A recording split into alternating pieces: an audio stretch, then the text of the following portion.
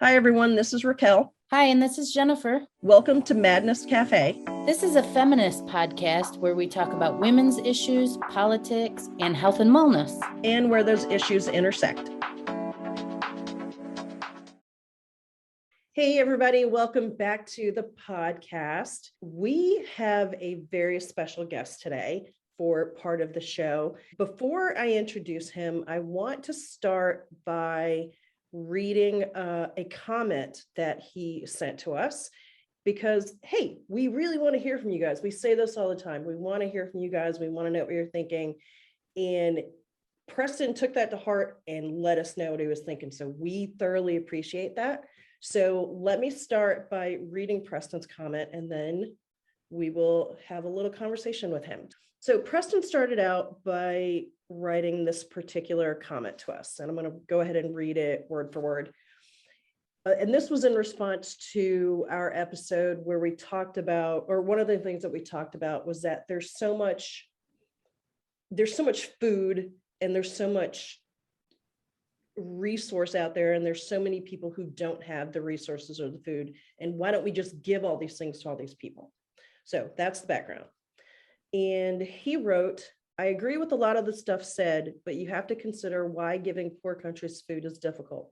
My first thought are warlords overseas. My uncle served in the army and many times talked about how these warlords take from smaller villages in order to survive. Now, you could argue that if there's food, there's no need to take it, right? But just like the US has its greedy people, so do the people overseas, and it makes the situation extremely difficult. Overall, you make some great points about greed, and your clips and podcasts get me thinking about some of the issues our world faces. So that comment is from Preston, who is joining us today. Preston, thank you so much for that comment, and that led to more conversation. So welcome to Madness Cafe. Thank you, and I'm glad to be here. So Preston, you're a lot younger than us. You're a completely different demographic. Tell everyone just a tiny bit about yourself, maybe age and your background a little bit. And then why did you decide to make that comment today? Okay, so like you said before, my name is Preston. I grew up in Flint, Michigan, and soon moved to Ypsi later on, and went to school around here, and I'm still going to school around here. I started studying sociology when I first came into college, and that's kind of been a passion of mine that I've kept up with, even though I have changed my major. And yeah, and what was the last part of that question? Sorry. And what kind of spurred you to decide to make a comment today?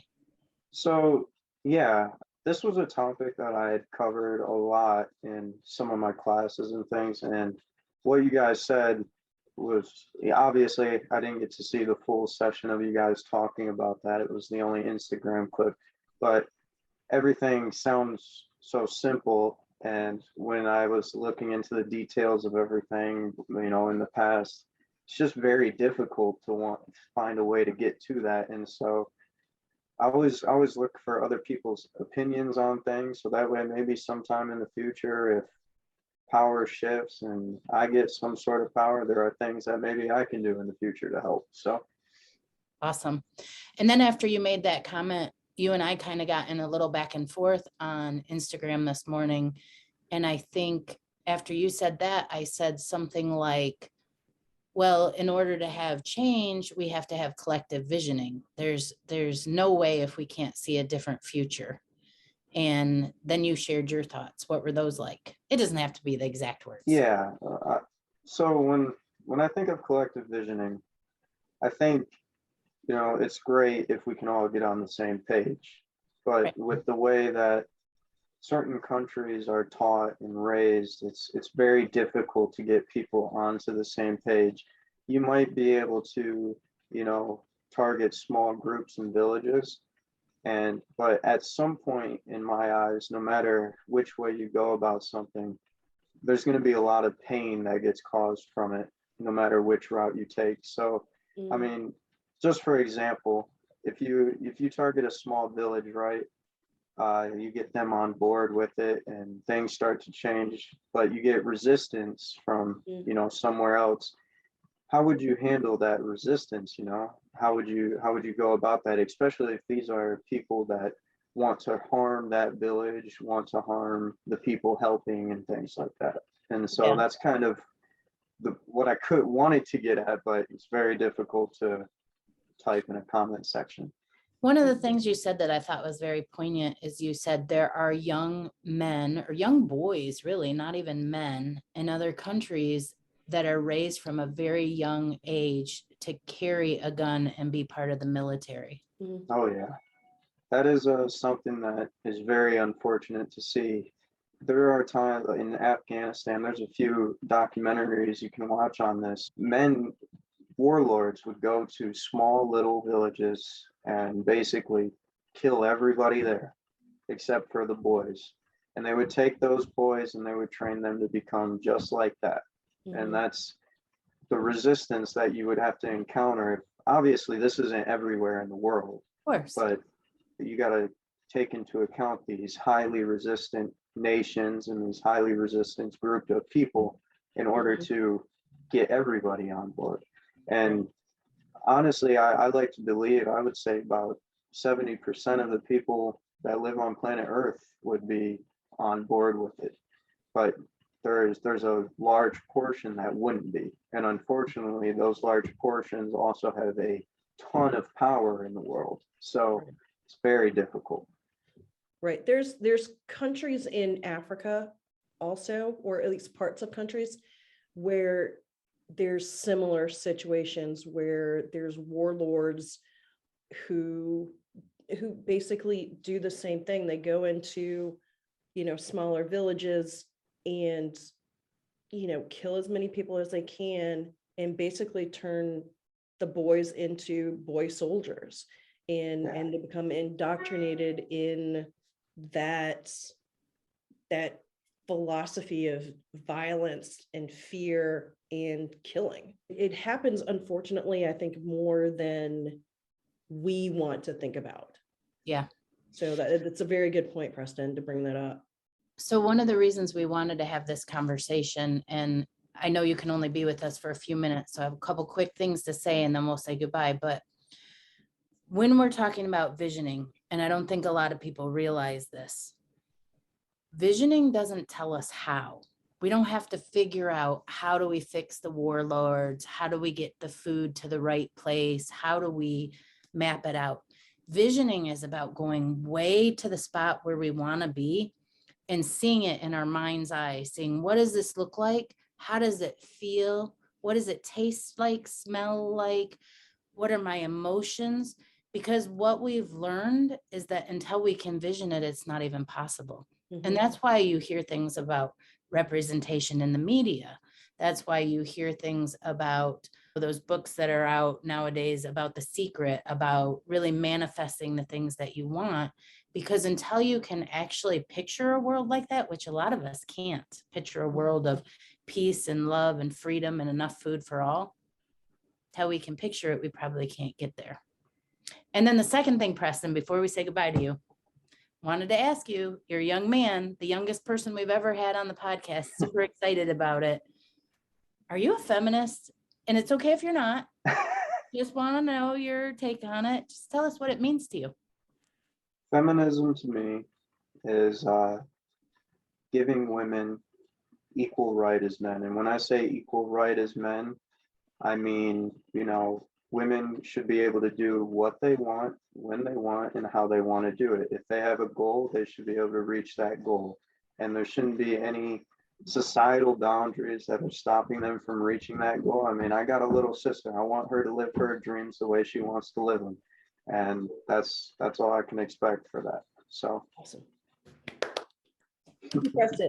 Thank you. so much. Thank you. Thank you.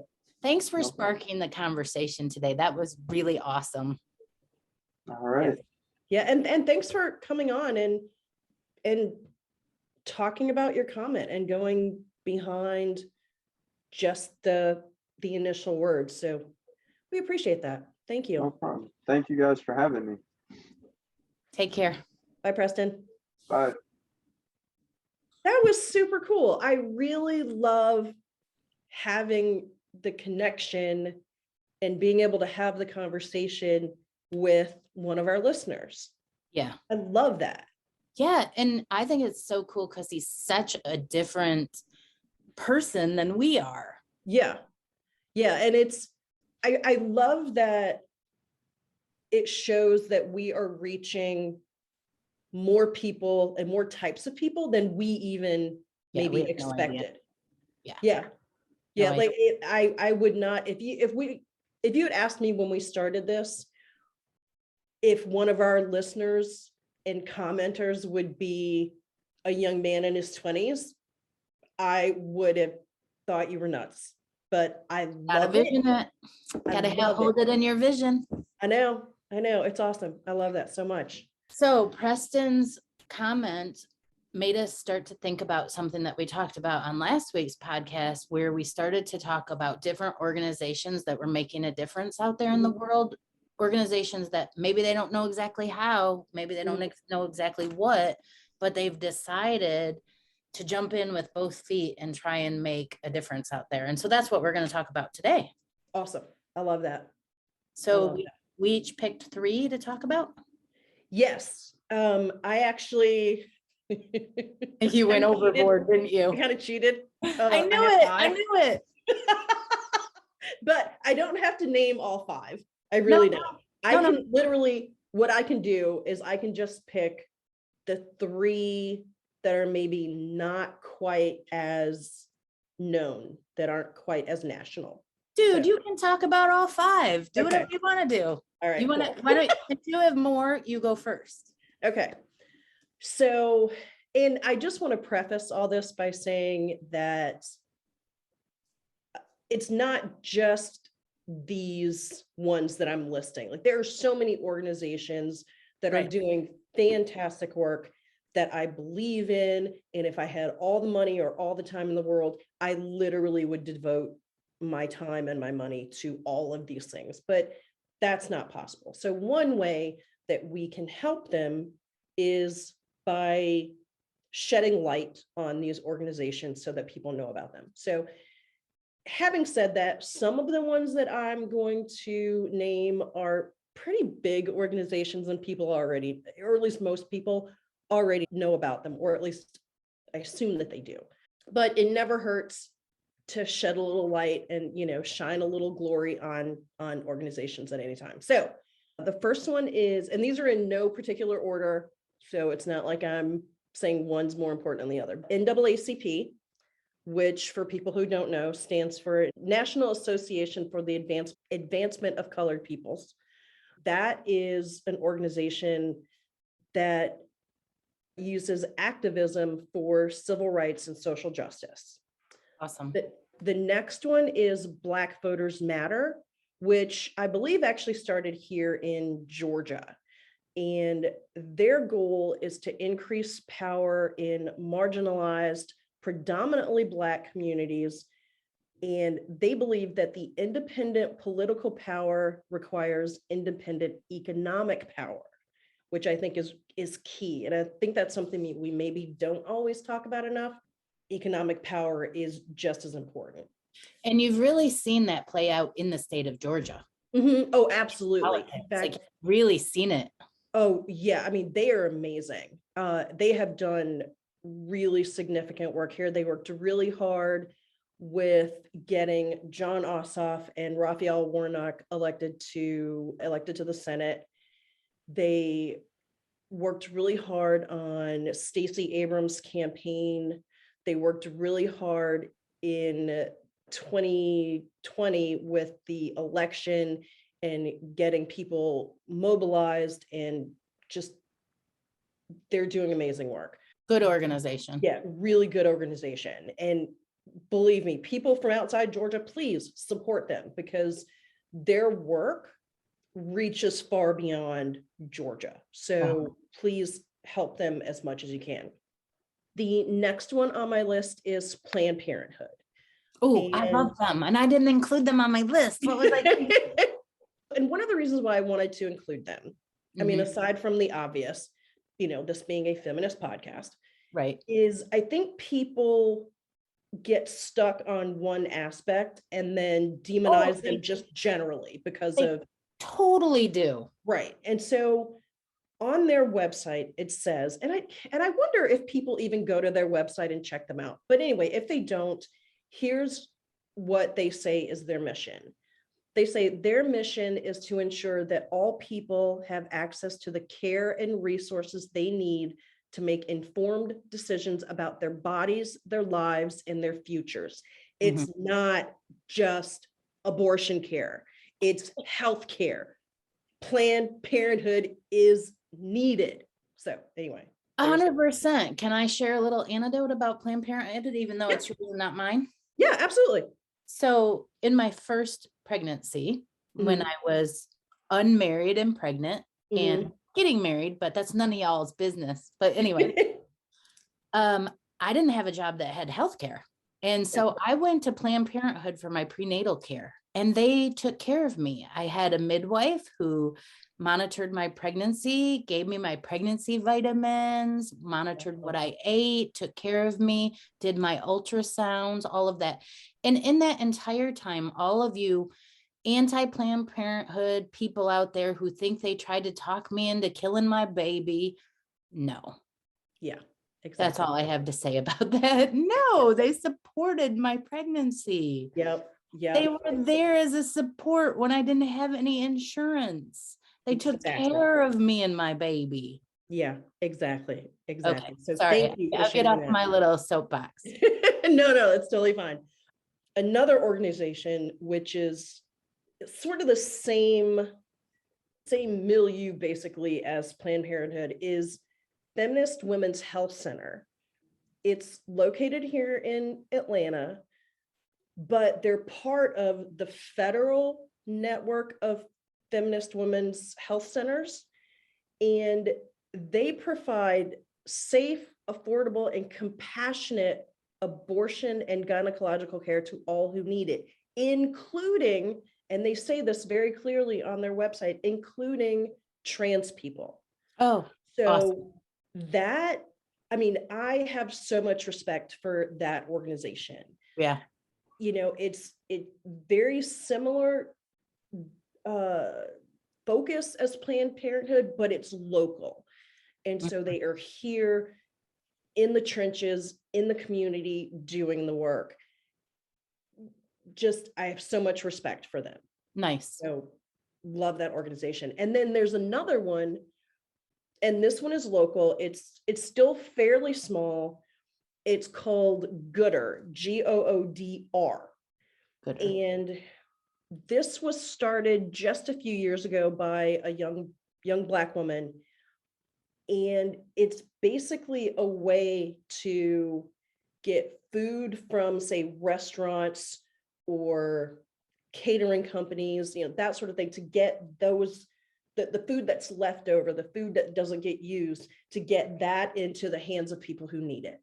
Yeah. And it's such an amazing organization. And it's interesting because you would think, oh, that's just an easy thing to do. You just take the food and you give it to the people. No, you can't do that. There's so many rules and laws and things that stand in the way of just being able to go, here, you need some food. I mean, it's crazy. Yeah. But they have figured out a way to do that work. There's people who want to do the work. There's restaurant owners who want to be able to give. Grocery stores. Yeah, and but there's so many barriers. And so this organization helps to link the people and sort of, I don't know, navigate the barriers. Can I tell you our local organization that does that? Yeah, absolutely. In Ann Arbor, it's called Food Gatherers, and they do very cool. Thing. Yep. And they've been around a really long time and do some pretty amazing work. But you are absolutely right. They're mostly volunteer based, which causes its own issues, but there are so many food safety laws that you have to abide by, of course, because you don't want to get people sick. Yeah, exactly. So yeah, it's amazing work and it's difficult. Oh, and for people who are listening to this, don't worry, we'll put links to all of these organizations in the show notes.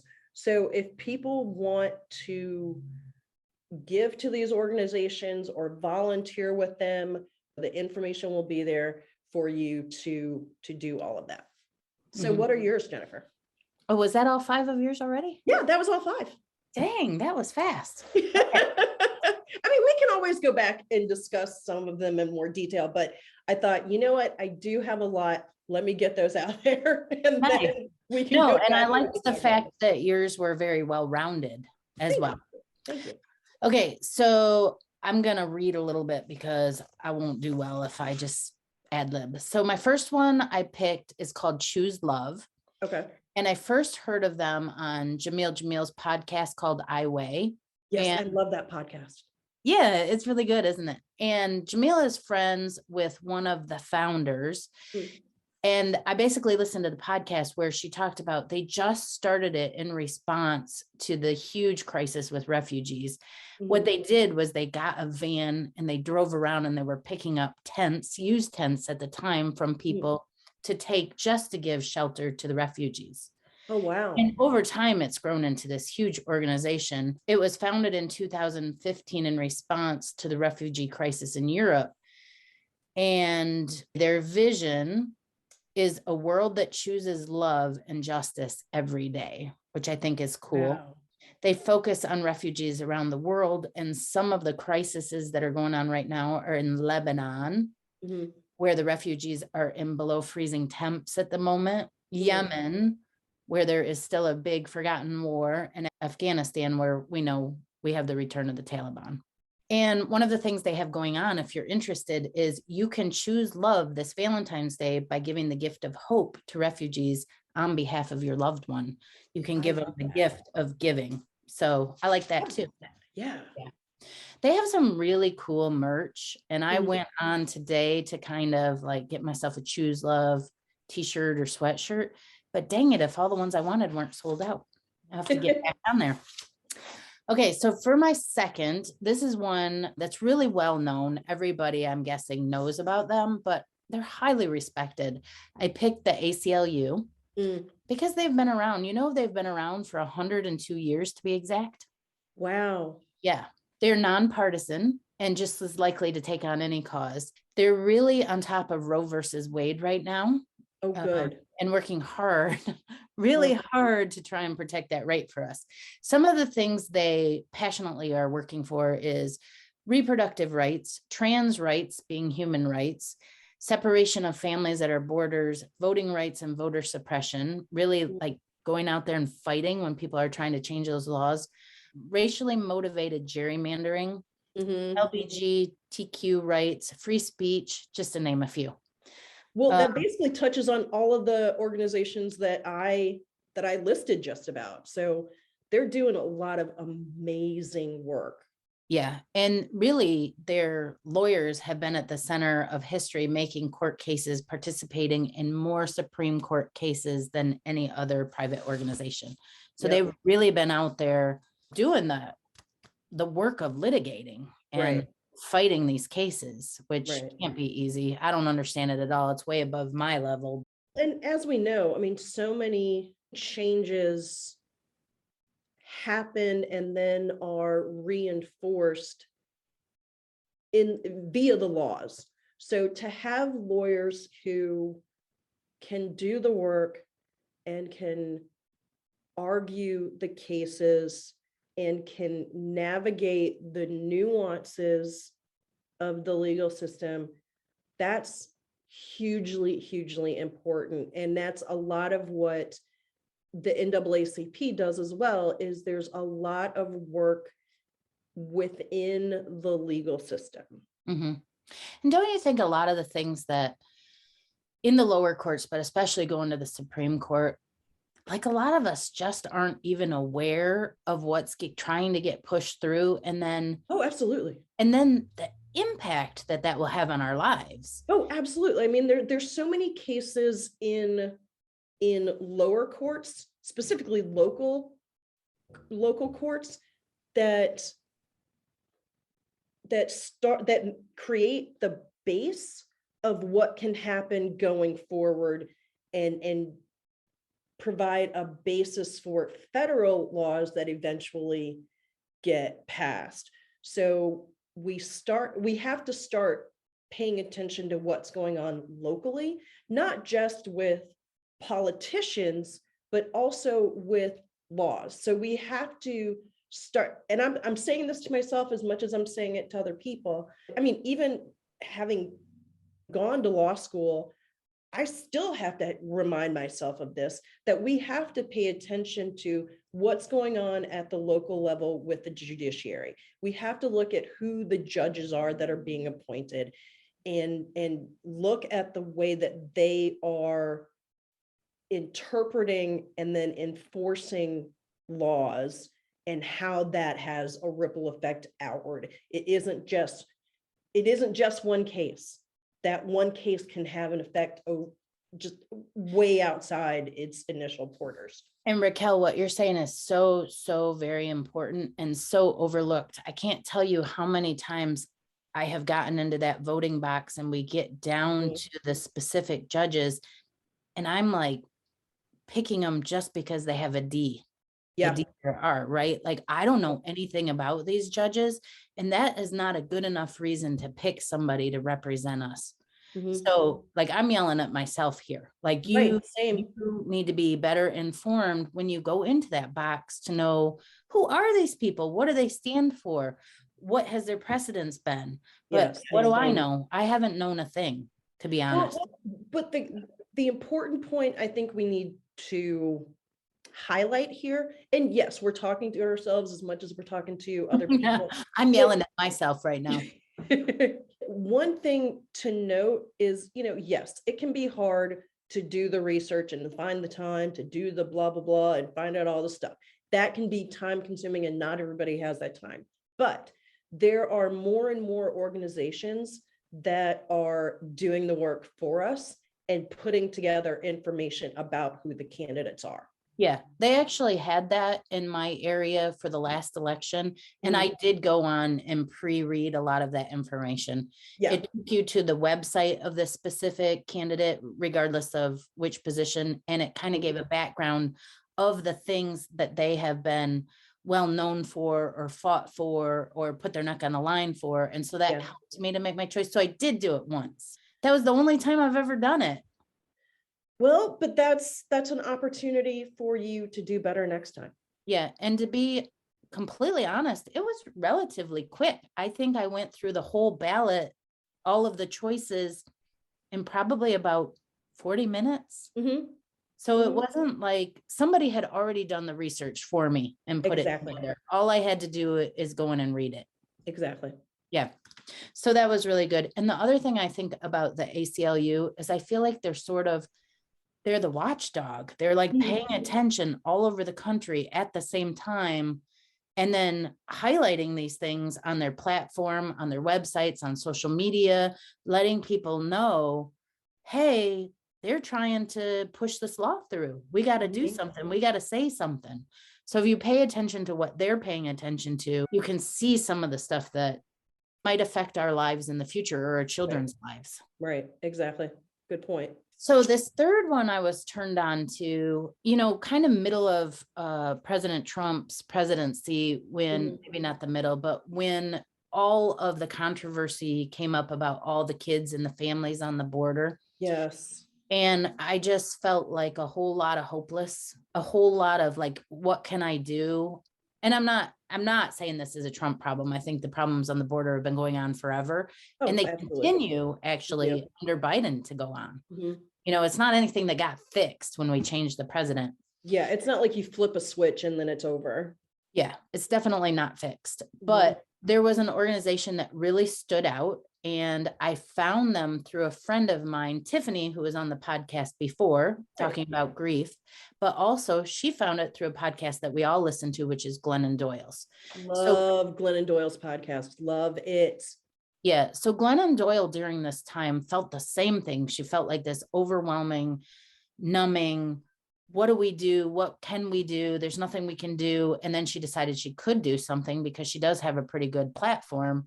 And she started a group called Together Rising. Yes, I love that organization. Yeah. And I have been giving to it pretty much ever since. I don't give a lot. I give $20 a month, but a lot of people give $20 a month.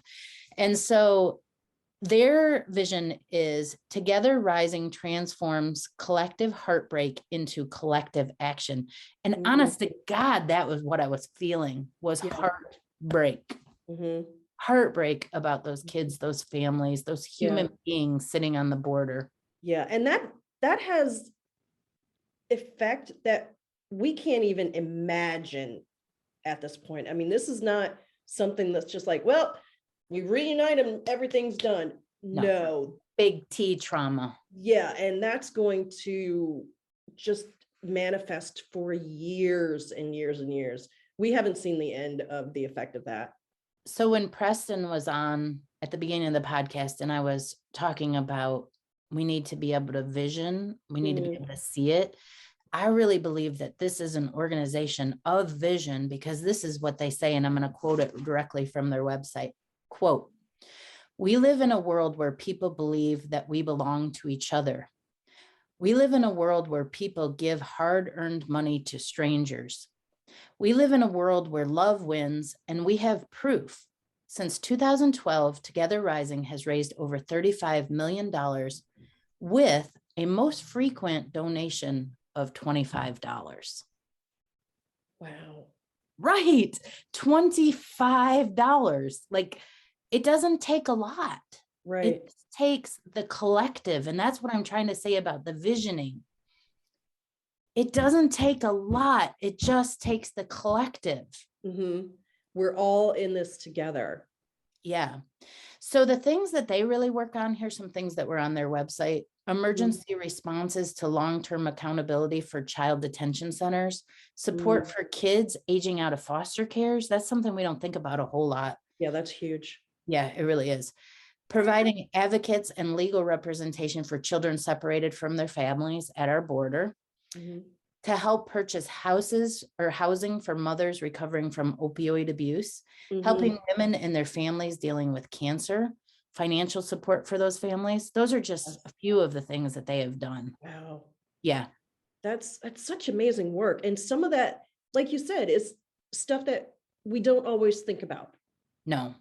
I think the thing with the kids aging out of foster care, I mean, I think that's already these kids really don't have, well, maybe they do have a family, but they don't have the family they were birthed into.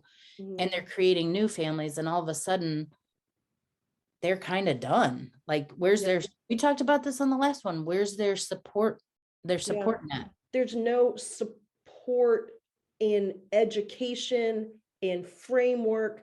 There's no offboarding from. Offboarding is a great word. Yeah. Like, how do you adjust to this big world? Right. And, at 18, there's so much you still can't do. I mean, I don't know a lot of apartments that will rent to someone at the age of 18.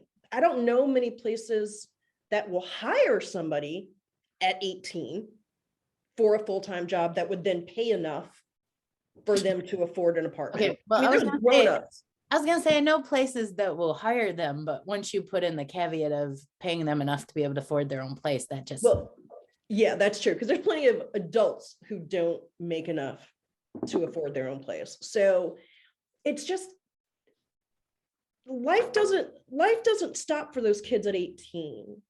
They still need so much more. Yeah.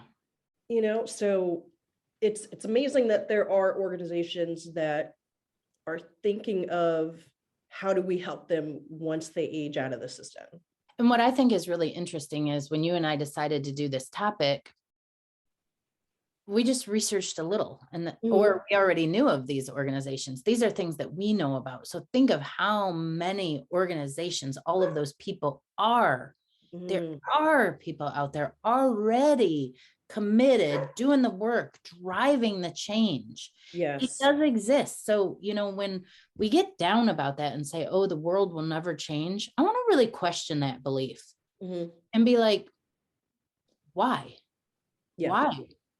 Why can't it? Why can't it? And once we start to change our thoughts, I truly believe we can change the world.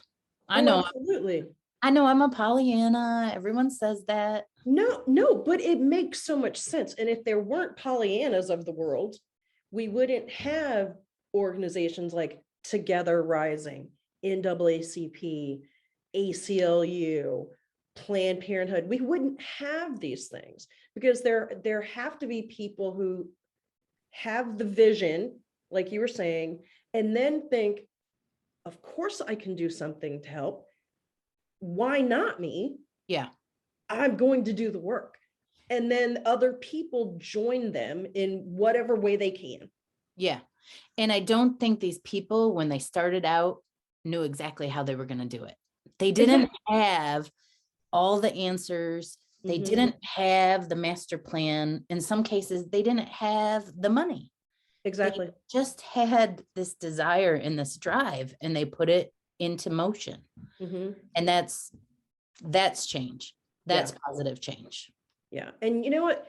Like you said, there's so many of these organizations that are out there that we don't know about, or that in the research that we did for today that we just didn't reach yet. So what I would like is for our listeners to write in and let us know about organizations that they know about. Yeah. Whether they're big organizations, smaller organizations, local, national, international, whatever. Tell us about them, and then we will put that information out there, because just because it's a big organization doesn't mean that people haven't forgotten about it, or that they don't need the reminder. And if it's a small organization, absolutely tell us about it, because then we can shine some light on those organizations. So people listening, please, you can reach us on Instagram at Madness Cafe Podcast, or you can reach us via email at madnesscafepodcast@gmail.com. But we definitely want to know, like, what organizations are y'all thinking about, and what organizations do y'all know about that you want people to know about, and to get some more attention. So just let us know. And that is Raquel's call to action. Yes. And my call to action is to start changing your vision. Yes. Have a bigger vision. Have a bigger vision. And that's not always easy, but we all deserve it. We all deserve a bigger vision. We can do it. Yeah, Jennifer, that's great. Have a bigger vision. Have a bigger vision. Did we cover everything you wanted to cover? I think we did. Well, no, let me just make one point, because I don't want people to get overwhelmed. Yes, there's a lot that needs to be done in the world. Yes, that is very true. No, it can't all be done by one person. We all know that's true. But everybody can do something. Doesn't have to be a big, grand gesture.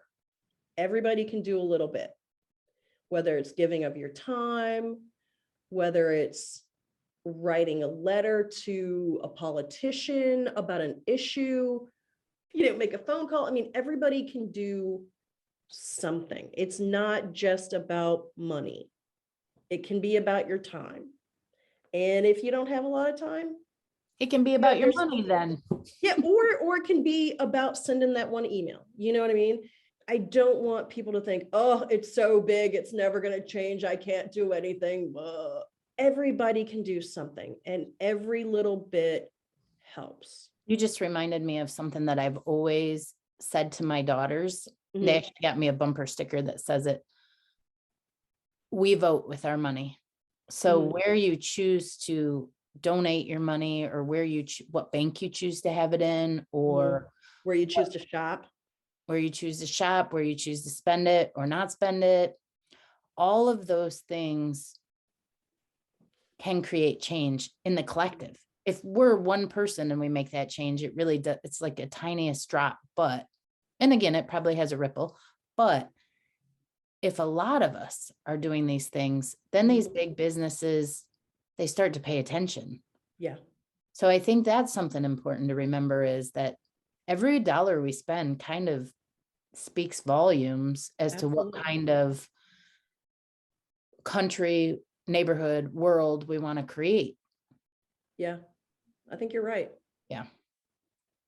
Really pay attention to where you're spending your money. It's hard sometimes because, some of the stuff comes so easy online, but is it Yeah. really the best? And some of the stuff comes so cheap from the dollar store, but that's like one of my biggest hangups because it's so cheap. You have to kind of ask yourself, who's making it and under what circumstances? And are these people eating a dinner? Like we're eating fancy dinners. What are they eating? Right. And then fast fashion. Man, I can just, okay, we're getting off target here, but I'm saying just pay a little attention to where you're putting your mouth and where you're putting your money. Yep. Start thinking about it. All right. Well, this might be a short episode today, but I think it was a really powerful one. And it was incredibly fun Yes. to have our young guest tell us about his comments and his thoughts. And I just love seeing young people being so invested in the future of the world. Yes. And the fact that he's listening to a show hosted by two 52-year-old women. Now you don't want to embarrass him now. No, I think it's great. I think he should be totally proud of that. Like, he's a total badass. He doesn't care who is hosting whatever. He's just like, it's good information and that's all that matters. He is a badass. We'll end it with that. Preston is a badass. Preston is totally a badass. Bye, Raquel. Bye, Jennifer. Thanks everyone for listening today. We will be back with more Madness Cafe next week. You can find us on Instagram at Madness Cafe Podcast or email us at madnesscafepodcast@gmail.com. Bye.